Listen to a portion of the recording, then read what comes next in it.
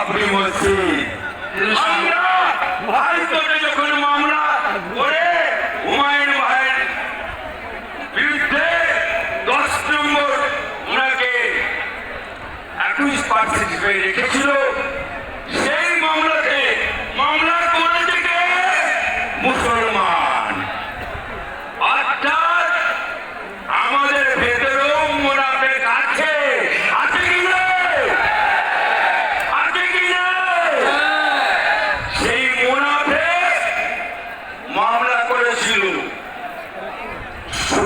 হাইকোর্টে ধাক্কা দিয়েছিল, কিন্তু जो हुमायूं को टकराएगा वो चूर चूर हो जाएगा।